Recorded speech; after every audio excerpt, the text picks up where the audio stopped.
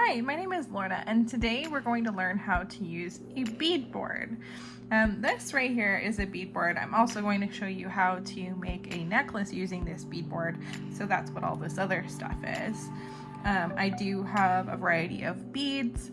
Any style that you decide to make, any combination of beads that you decide to make, you'll be able to do using this tutorial. I selected a monochromatic gold palette today. So I'll go over some of the tools that I'm using for the necklace after I go over the bead board. So I have this bead board here. These are purchasable at most stores and online. This one is called Bead Palette, but there are so many different brands. There's ones that are black, white, ones that have velvet lining like this one. It's kind of like a crushed felt kind of thing. Ones that are deeper and that have different measurements. Most of them look like this, however. So to read a bead board, it's pretty simple. They have it laid out so that it goes with the standard lengths of necklaces. So if you'll see here, there's numbers along the side starting at 13 going all the way to 0. So I have 0 here, and it says necklace and inch. So every one of these numbers represents 1 inch on the bead board. This one also has a lovely centimeter guide here on the inside. So if you want to use centimeters, if you're using something like seed beads or teeny tiny beads, this would be a great guide for that. So typically when I'm doing a necklace, I like to do 18 inches. 18 inches is a pretty standard size, and it will hang nicely around the neck. And that depends on what types of clasps and findings, because some clasps and findings can add up to 1 inch to 2 inches of length. So for designing a 18-inch necklace, we'll use that as an example, I would want to go all the way up to the 9 on both sides. And that's because 9 plus 9 equals 18. Because if we do 9 inches on one side and 9 inches on the other side, that's going to give us an 18-inch length necklace. So say you wanted a princess length, so you wanted it a little bit longer, so you'd go up to the 11. And so that would give you a 22-inch necklace. You could go all the way around the bead board and make a longer necklace as well. On the back of this bead board here, it has a cord grip, which is like, I'll pull it up here. I never use it. So it's a little hook. So if you're braiding or you're doing macrame bracelets, or you just want to hold your wire work, most bead boards have this little tab here, and that will hold your beadwork. Let me grab a piece of wire so I can show you. So I have wire here, just slide it in and it will hold while I'm working, which is pretty cool. So this part back here is a bracelet measure. And so it starts at 0, just like our necklace, and it goes up to 3, right? So if I were to go from 0 to 3 on this end and 0 to 3 on this end, I would have a 7-inch bracelet, because this is 1 inch in the center here. So we would have a 7-inch bracelet. So 1, 2, 3, 4, 5, 6, 7 inches. A lot of people forget that this is also 1 inch here in the center. And so they will say, I want a 6-inch bracelet, and fill out the whole thing, and it's large, too large, because it has this extra inch in the middle. So keep that in mind, that 0 is technically 1 inch on this. So sometimes you'll see rulers have that little extra bit on there before the 1 inch starts. You can purchase true end rulers, which I love, but you have to be wary of that. So a standard wrist, my wrist is about this whole bead board here. It's about 7 inches, but it's good to start and do this whole line here, and then you can take beads away, or you can measure somebody's wrist pretty easily by just wrapping a piece of string around and then putting the string on there. So that's pretty much it for the bead board. I'm gonna go in this outer groove. There are multiple grooves here because if you're working on a multi-layered necklace, it's really nice to have them side by side, and these will hang about 1 inch apart from each other if you fill it in this way. So if I wanted a stacked bracelet or stacked necklace with 3 different strands, I would do 1 here, 1 here, and 1 here. But I'm just going to use this outer part right here today. These little grooves, these indents here, these are just for putting your beads in, maybe some findings, things like that while you're working to make building your project a little bit easier. So today, I'm going to go over my tools first. These are the 3 tools you're going to want to grab every time you do jewelry. These are my must-haves. So this is a pair of needle nose pliers, and these are really great because they can grip. These ones don't have teeth in there. I don't know if you can see that. Let's see. These don't have teeth. I do have another pair that have teeth. They're really hard to see the teeth on there, but I can feel them. These ones have little ridges in there, really hard to see, and these ones don't. And the reason why these ones I like to use, the ones without ridges, is because they don't leave marks and indentations. They don't leave those ridge marks on your project. So if I am holding a glass bead, this won't leave a mark on there. If I am holding wire and turning it or twisting it, this will not leave a mark on there. So I like to use these.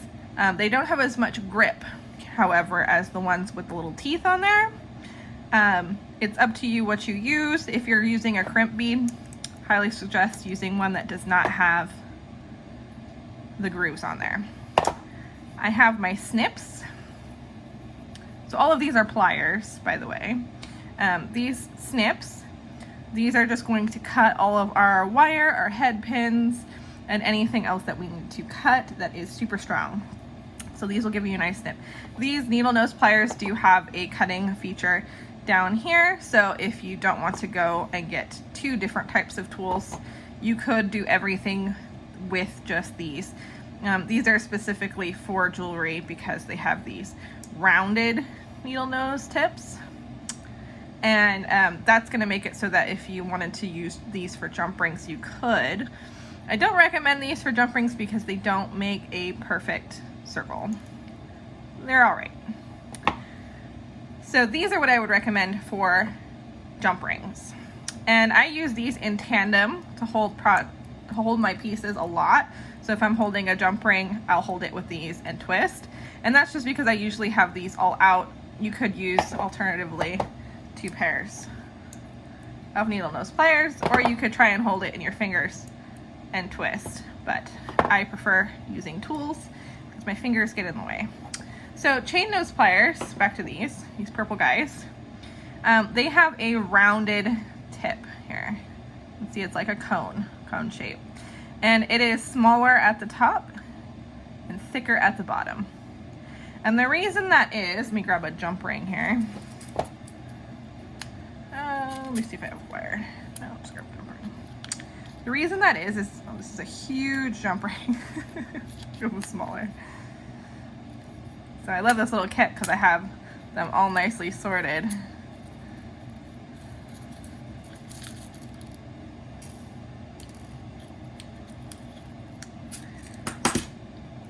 So if I'm grabbing my jump ring and I want it to stay round, I'm gonna go all the way to the bottom. But they make jump rings that are as small as the tip here. Make teeny tiny jump rings. This is also really great, so if you're using it for a head pin, which I have here. This is a head pin. It has a little head at the bottom, and it's just a thick piece of metal.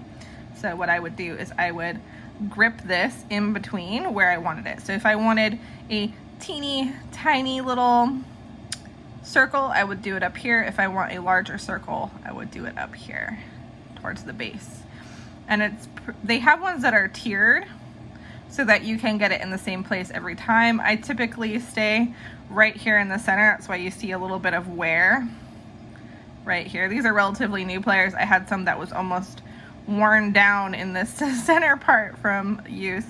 So I just put my head pin, let's see, in there, and I make sure that it is flush. So none of it should be sticking out like that. It should be flush.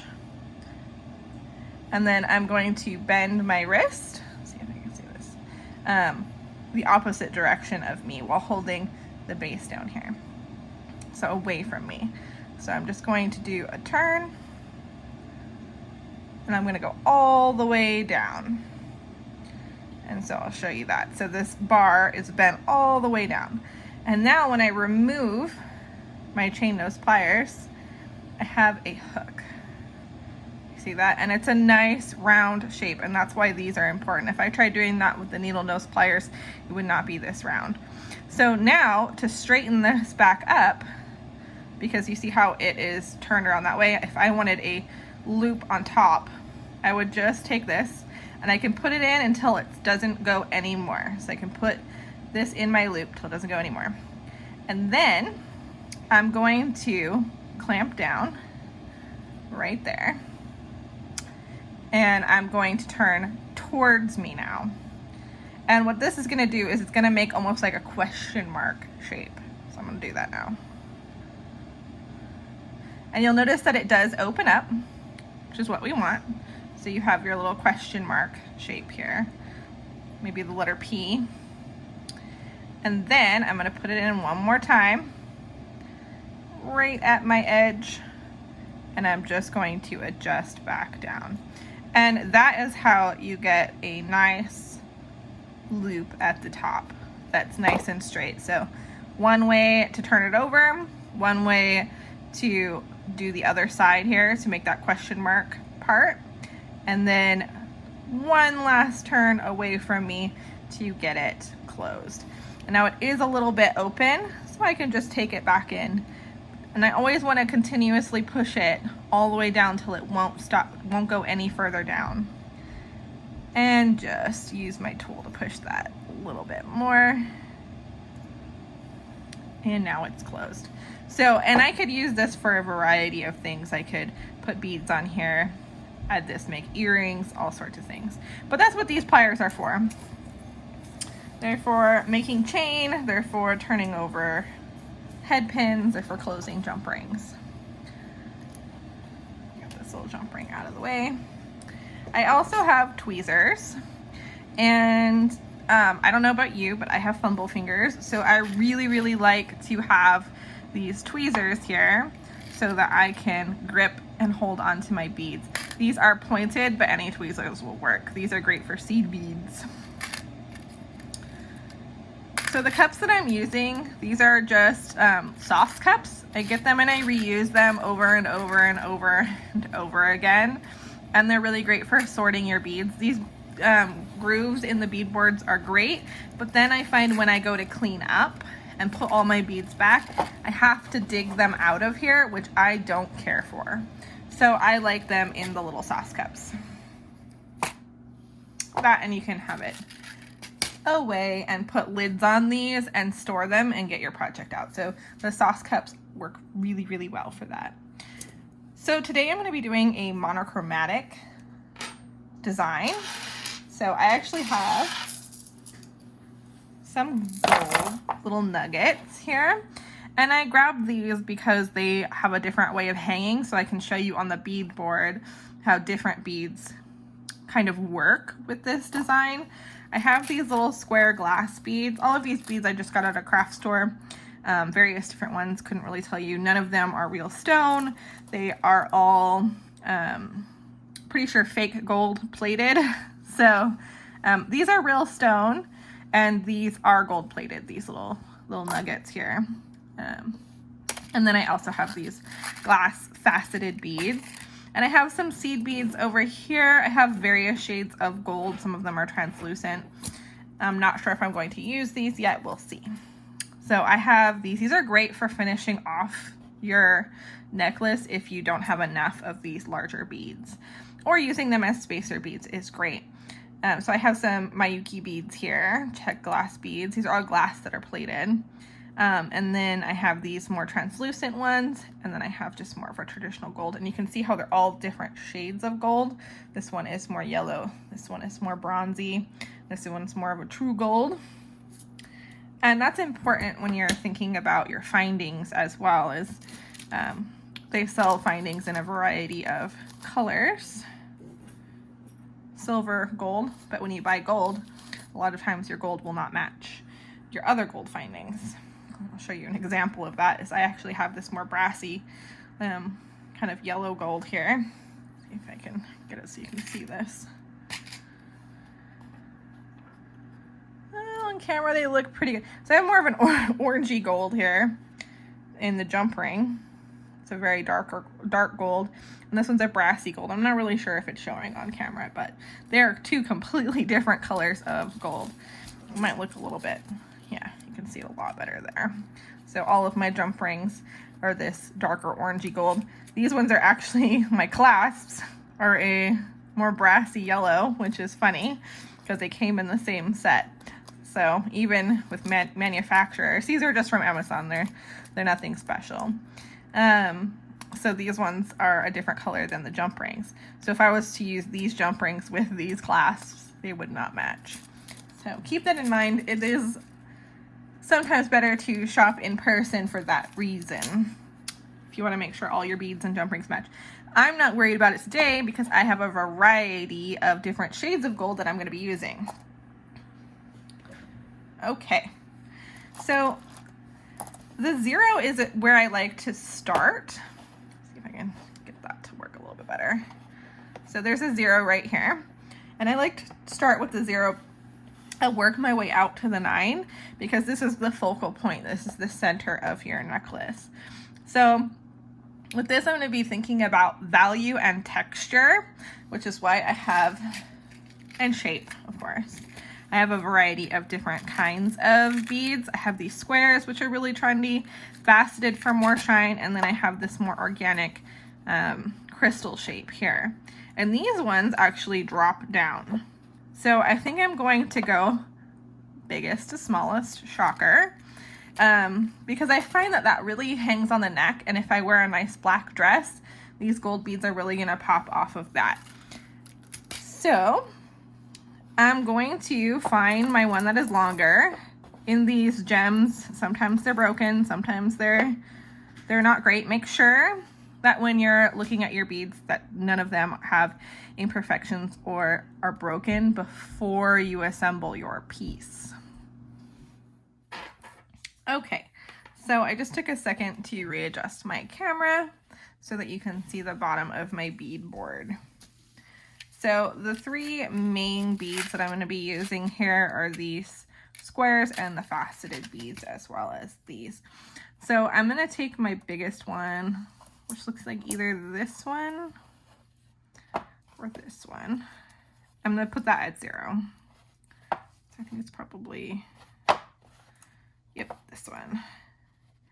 And I'm going to look at where the holes are, and I'm going to line that up with my bottom row. And that's why I'm showing you a drop bead here. That's what I like to call these, is drop beads, because they drop below this line here. And the reason why it's important to keep in mind is a lot of people, with my experience, will put the beads in the bead board like this. And the problem with that is that these actually hang down. And then you can see that there's a big gap in between these beads. And I need to fill in that gap with beads. Otherwise, I'm going to have about a 3 bead necklace when I'm done. All right. So my placement here is I want these beads to be about half an inch apart. So I'm going to put one on the 0. Then I'm going to skip a line and put one, skip a line. So it's going to be on every inch line here. So it'll be 2, 3, 4.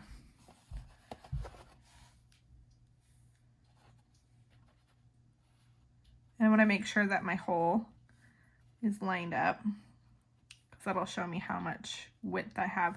Now with these irregular beads here, how this one is skinny and these ones are slightly thicker, it may make it so that our beads at the end are a little different. So we might have to correct that with some seed beads, which is why I have those out. So I'm on my 2, 3.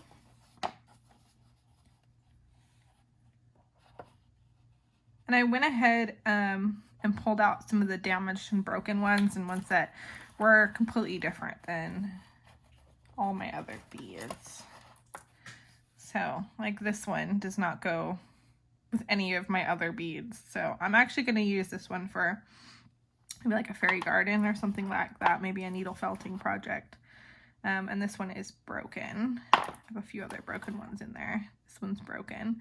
It's broken, and then the manufacturer just went ahead and like covered it with that fake gold. So sometimes you get what you pay for.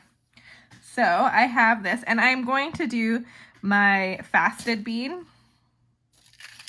and a square bead in between. So I'm going to have an alternating pattern. May need to grab more of these faceted beads out, we shall see.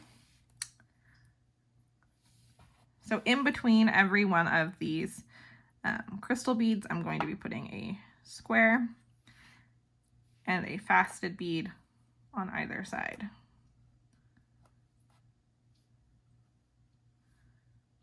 Okay, so I'm going to do that for all of that, and I will be right back. Okay, so while I was putting this out, I noticed that it was looking a little bit chunky with having a faceted bead on both sides of the square beads. So what I did was I put the faceted bead kind of as a focal point for my larger center bead here, and then I skipped the side closest, so alternating. So it's furthest away going each direction, if that makes sense. So I didn't put one here, but I put one here and then skipped. So it's a little bit different. So now you'll see that I'm at 4 inches, and I've got to make it all the way up to 9 inches, right?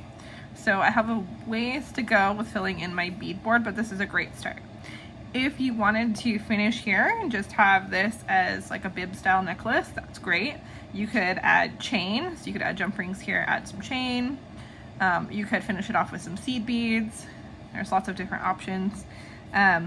I am going to do some faceted beads and add those in here. So I'll show you what that looks like.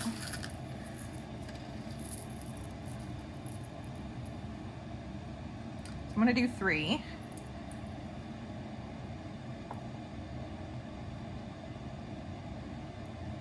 And that should bring me up to the 5.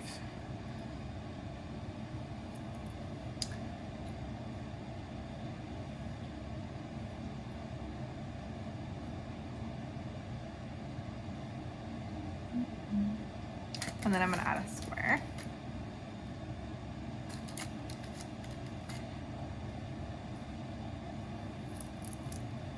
I'm going to do 3 more. And a square. And the really fun thing about jewelry design is that you can take all these away, and using the bead board you can see what it looks like and then decide what you want to do with it. You don't have to make any commitments right now, which is really, really great. Alright, so that actually worked out good. I did not plan for that. So this one you'll see is starting at the 8, and this one is stopping at the 7. And that's because these pesky irregular beads here. But also because if you'll notice, these guys, these faceted beads over here, are turned. So I want to make sure that they are up. Oh, and I have an extra one in there. And that'll do it there. So turning them so that they're not laying down flat, because they are actually skinnier the way that they're supposed to be. And then when you flip them on their side, they're a good, I don't know, centimeter, millimeter difference. So, plus that one bead in there. One bead was tricky. Okay, so I have this and I still have a little ways to go. And I don't like a lot of bulky beads around the back of my neck, which is why I'm going to go ahead and finish this off with seed beads. And for seed beads, I don't put seed beads in the bead board because I don't like to dig seed beads out of the bead board. So what I'm going to do is I'm going to see the color. So I'm going to look over and make sure that these colors look the way that I want. You can put the tube there, you can play around with the different colors. This one I think is the one I'm going to use, even though these are a nicer quality bead. These are the color I think I want to use because these ones match just a little bit more. I could alternate these as well, and that would give it a little bit more dimension and depth, but we have so much going on down here. I think I'm just gonna go ahead. You know what? I'm gonna go with these ones. I'm gonna go with these ones because they are nicer. They match my jump rings a little bit better too, and that's what they're gonna be butted up against. So I'm just gonna do 2 inches of seed beads at the end here and my findings as well. So I'll show you how to do the findings, but the first thing that I'm going to do is string these. And so because this is a bib and I haven't added my seed beads on, what I'm gonna do is I'm gonna put all of these beads on, and then I'm gonna put seed beads on both ends. So I'll have all of that on, and then I'm just gonna go in and put seed beads on each end and then do findings. So what I like to do is I like to take an extra bead, doesn't matter what kind, you can use a seed bead, and I'm just gonna tie on. I call it a stopper bead. So to do that, I push my wire. Oh, I'll show you what kind of wire I'm using. I forgot. So I have a 7 strand. Here's the brand name here. This one's really inexpensive and it's really, really strong. And there's different kinds of things you can use to thread your beadwork on. This is just wire, and it's really great because it's flexible. The one thing that I don't like about it is that if you bend it, you get a kink, right? So if I bend this, and that is really hard to get out. So you want to be careful not to bend your wire there. When you're wearing it, it's very unlikely that you are going to get a kink in it because your beads should be snug as a bug, right? They should be next to each other. There shouldn't be a whole lot of way that they can slip and slide and move and form a kink. And if it does kink, they should be close enough together where you won't be able to see that. Okay, so what I do, since I already have a kink at this end, it doesn't really matter. For my wire, I tend to cut it at about 20 inches, right?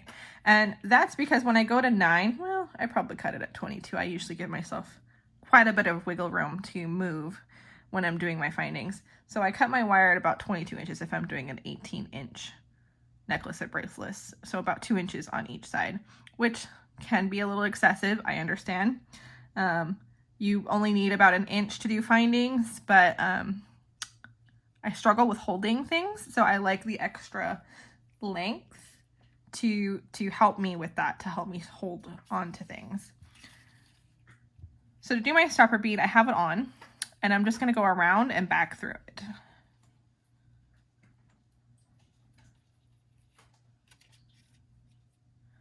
And then I actually like to go through that loop. Okay. And this part, this end, I'm not going to use, right? I'm going to use that part for my findings. So I'm going to pull this nice and tight, and I should be able to pull this stopper bead, and it shouldn't go anywhere. If you do not do this step, your beads will go all over the floor. So make sure that you put a stopper bead on, make sure that it's secure, or tie a knot in the end of your string, whatever you need to do so that your beadwork doesn't go. I like this solution because all I have to do is push and it'll come right out, right? So it's not permanent. When I'm ready to do my findings, I can just pop this off and continue. So I'm gonna go ahead and string this up, and I'm gonna start at one end and work my way to the next. And I'm gonna make sure that I'm focused and that I'm not dropping beads around, because if I mess up my pattern, I'm gonna have to take them all off and try again.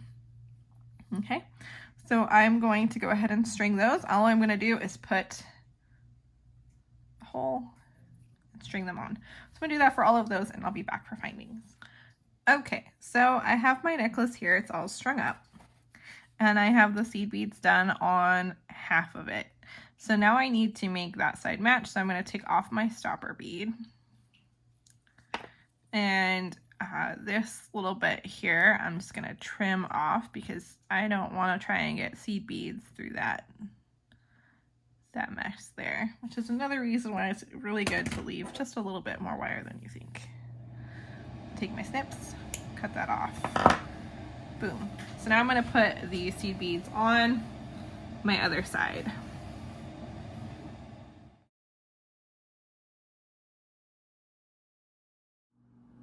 Okay, so now I'm back. The bead board is gone. We don't need it anymore because it's time for findings. We did our hard work. We designed our jewelry. We strung it, put on a million seed beads. We're good to go. So I don't have any stopper beads on right now, so I'm going to be pretty careful. I could tie, you know what, I'm going to tie a stopper bead on because I am the opposite of graceful. I tend to drop everything. As I said, I have some dexterity problems in my fingers. I can't grip things very well. So I'm just going to tie on my stopper bead. I removed my stopper bead again to put on the seed beads. And so I'm going to add it back on for safety. I'm just going to make it easier for me to show you what we're doing. So I got my stopper bead back on, and I've got plenty of room to do my findings. So I'm going to focus on one end. But before we do findings, we need to make sure that everything is even. So what I'm going to do is I'm going to hold my string up until the seed beads, and I'm going to pull tight so all my beads come down. And then I'm going to find my center bead. Turn it sideways so you can see a little bit better. So everything should be exactly even. Now, you don't have to do a symmetrical pattern. That's not a rule or anything like that. Actually, asymmetrical patterns are really cool. I'm a big fan. But this one is intending to be a symmetrical pattern, so it better be symmetrical, which means both sides are exactly the same. There's no random bead somewhere. If I have 3 here, I have 3 here. If I have 1 here, I have 1 here. And it's a complete mirrored effect. Now, of course, these are different because they're organic shapes.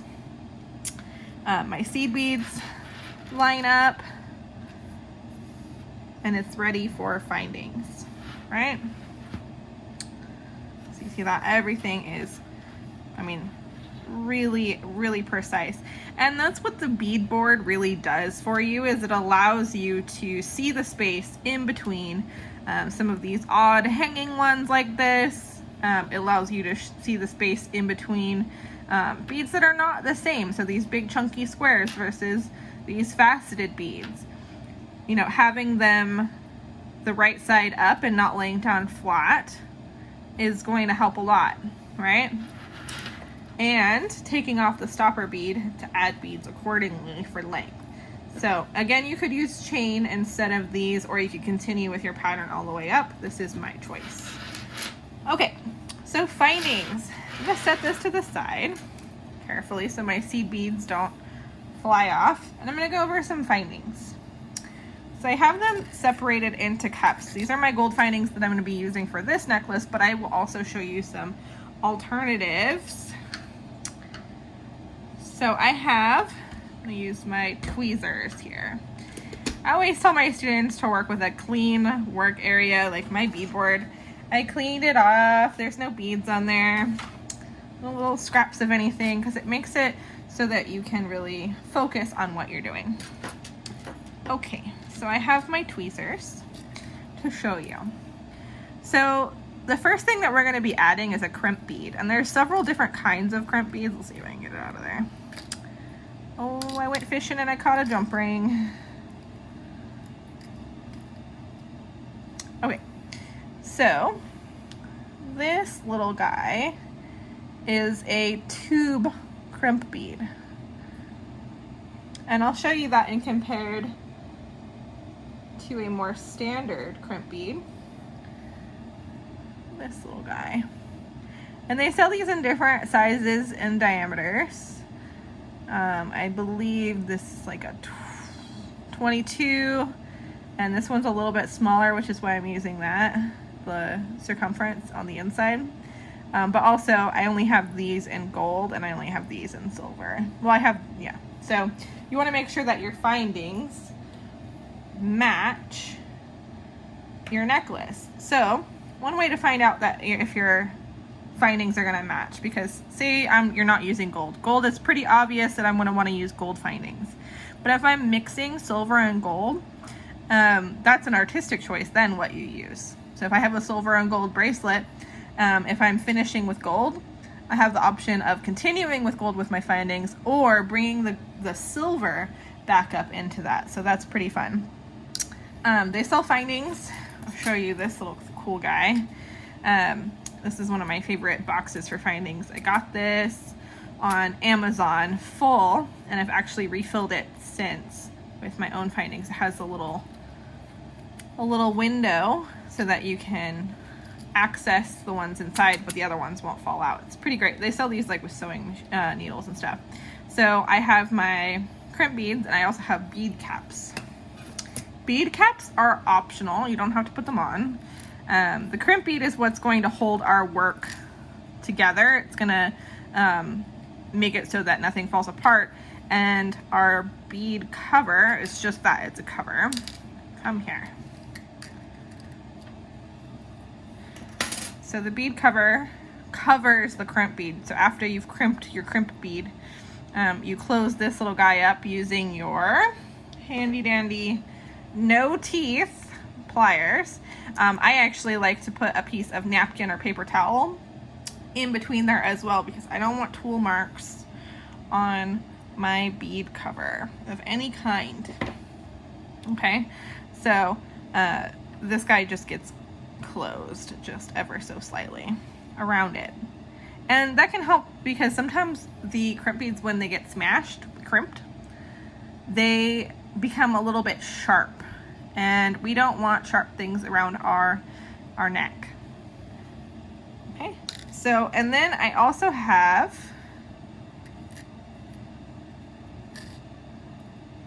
my jump rings, and they sell these in a variety of sizes and colors as well. I typically buy all of my findings in silver and gold, but I do also like this burnish silver, or this kind of black silver here. It's like a gunmetal gray, and they have bronze and they have copper.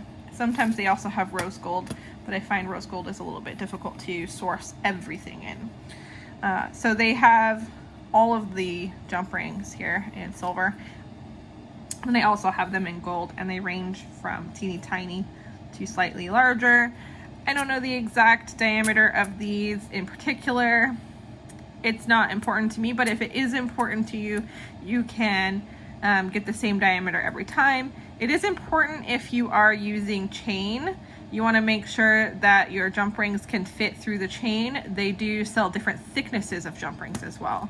So if you have a 22 gauge chain, you want to make sure that you have something like a 26 gauge jump ring so that it passes through your chain with ease and moves around. So jump rings are great because this is what's going to connect.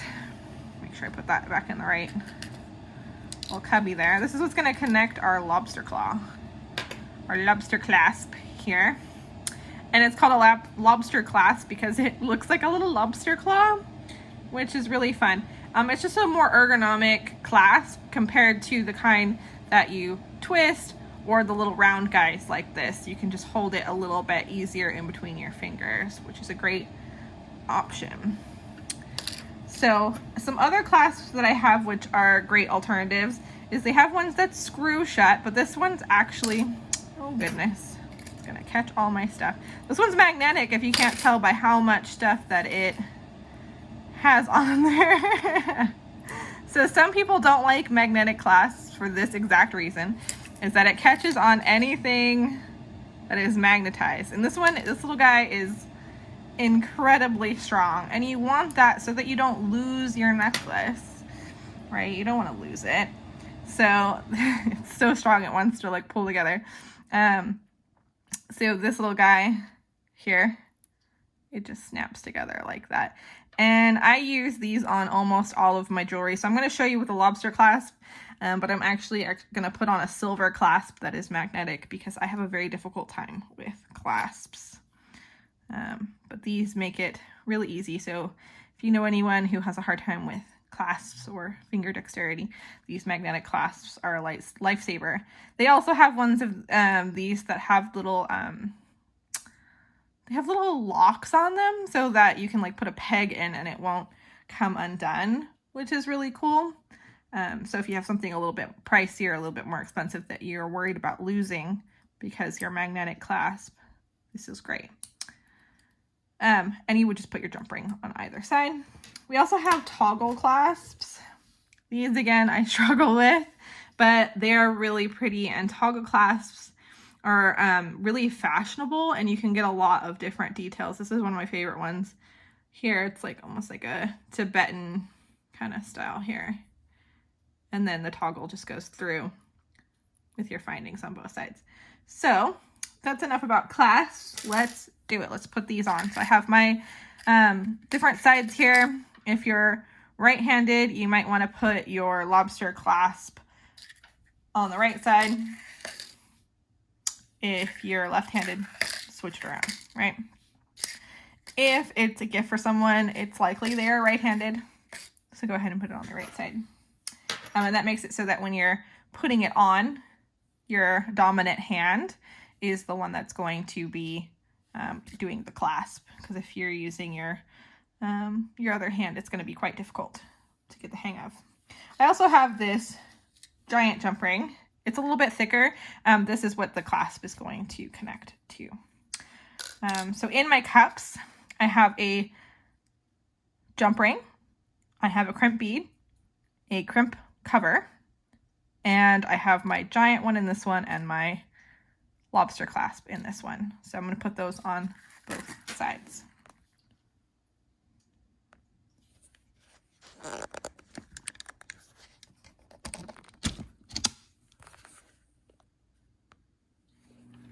Okay, so now it's time for findings.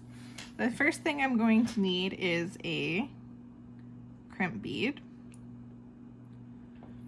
So I'm going to slide that crimp bead on. Mine is just a little tube crimp. Then I need a closed jump ring.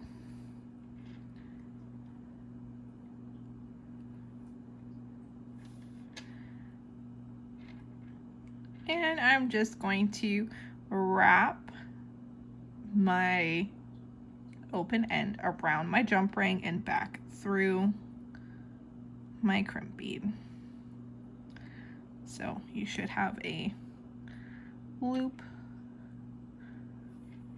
And I'm just going to, for this end, cinch up my crimp bead up to my jump ring. So you should have a loose bit of wire here, your necklace,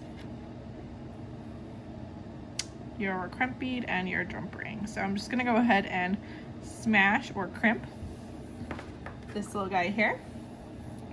And to do that, I just need to apply gentle pressure onto my crimp. And just like that, it is crimped.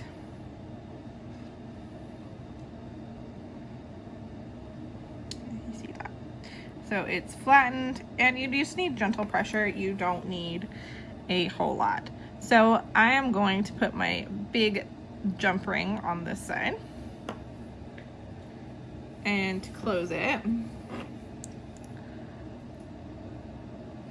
gonna hold one side, hold my other, and I'm gonna twist towards each other. And I wanna make sure that there is no gap. Let me show you that one more time because I think it was out of focus.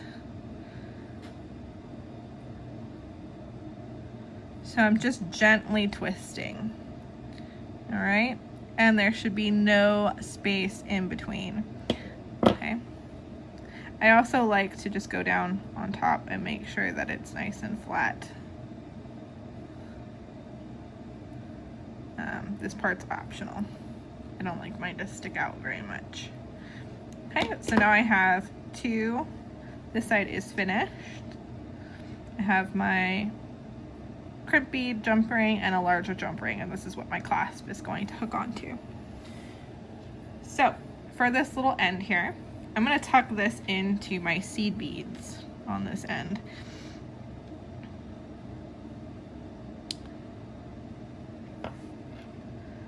So I'm just going to push my seed beads over. And not all of my seed beads will go on here, and you only need to push about 1 inch in. I'm going to do whatever I have left since it's just a little piece.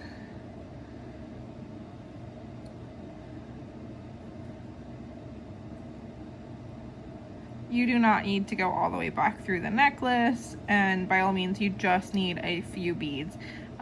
Really, you could stop at about 1/2 inch worth of beads. And you want to make sure that your beads are cinched up next to your crimp bead. You see that there? So there's no wire exposed at the end of my beadwork.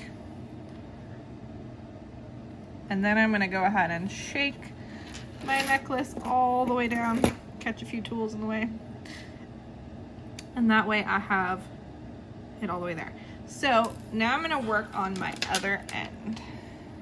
Okay, so I'm going to go ahead and cut off some extra length that I have there so I don't have too much to work with.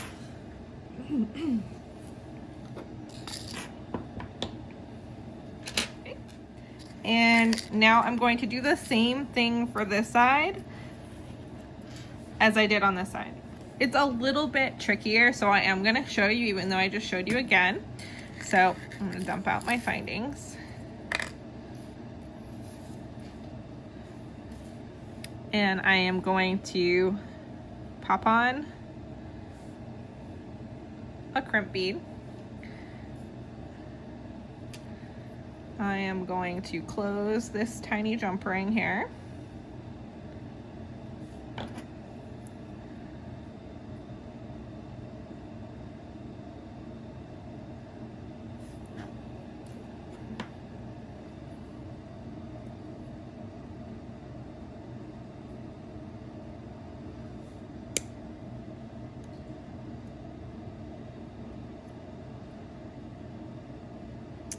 This jump ring looks like it is a little bit off, so I'm just going to help it along, make sure that my pieces match.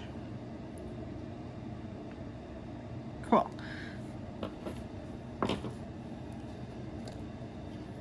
Put my jump ring on, and I don't let it fall all the way down because if I did, it would go over top of my little tiny seed beads here and I'd have to go fishing for it, and I don't want to do that.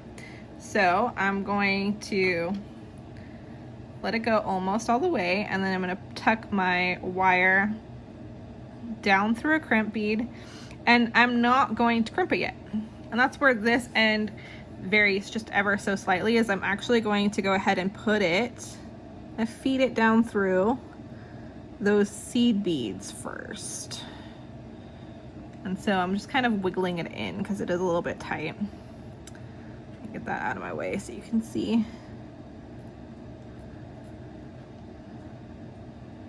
push on some seed beads.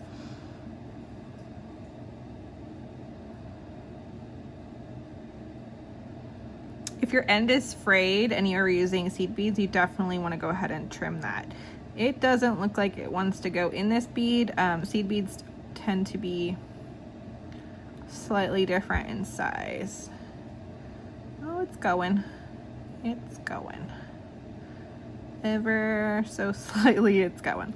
Okay, so I have mine down through about 4 beads. This bead's really tight, so I'm just gonna give it a little bit of assistance. Okay, so I'm gonna go ahead and pull all of this work down. So I want my crimp bead to sit at the end of my beadwork, just like it does on this side. See that? So I wanna make sure, and I'm not pulling tight around this loop up here because I don't wanna make a kink. If you make a kink in this wire, you're gonna have a bad time. You're gonna have a really bad time because it's not gonna wanna pull. So I wanna make sure that my beads are all tight all the way down. And when I have irregular beads like this, I like to lift it up fully, give it a little shake, make sure that all of my beads are settling. Because the one thing you don't wanna do is put all your findings on only to see that there is a gap because a bead got hung up on another bead, right? And it does happen, it happens to me. A lot of times you can just take off some beads like at the end and continue. Sometimes you have to restring the entire thing, use your wire for bracelets or smaller necklace if that happens. So it's a bummer if that happens. So there are ways that you can prevent it by double checking that all your beads are secure. So now I'm gonna go ahead and pull this wire through, checking along the way to make sure that my crimp bead is seated close to my seed beads. And you can use your pliers to help you grip that, okay? So there's a little bit of a gap there where it's coming out. That's okay because it's so tight. I want that to be there so I have a little bit of movement. If you tighten this to the point where there is no movement, as you're wearing it, it could cause wear and tear on the piece, or it can make it so tight that it starts to bunch up, and you don't want that part either. So now I'm going to go ahead and crimp that crimp bead. Boop. Done. And then I'm going to take my snips. And when you're using your snips, you want the flat end as close to your beadwork as possible and the scooped end away. And you're just going to snip that down. Give it a wiggle and that little end will be hidden forever. You want to kind of tuck it in one of those seed beads. Cool. So now for the lobster clasp, you're just going to open this jump ring back up carefully because you don't want it to slip out of your loop. And you're going to pop this guy on.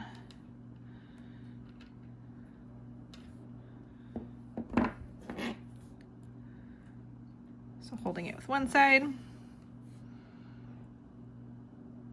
Open just ever so slightly. When I am opening and closing jump rings, you can only really do it a few times before you exhaust that jump ring. So when I do this part, I tend to only open it just to barely what I need there. So it's ever so slightly open and then closing.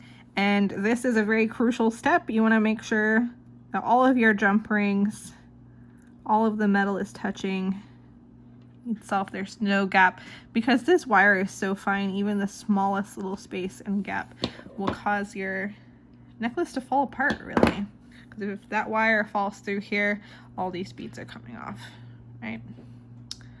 So that is it. Here is our necklace. I'm gonna put on the clasp here. These are our findings. And that's it. That's how you make a necklace using a bead board from start to finish, including findings. I hope you enjoyed this tutorial and that you try your own necklace and that you come up with your own patterns and have fun using the bead board. I'd really like to see what you make, so you can tag us at WA_mixed on Instagram if you make a design. We'd really like to see it. So thanks for watching. Bye.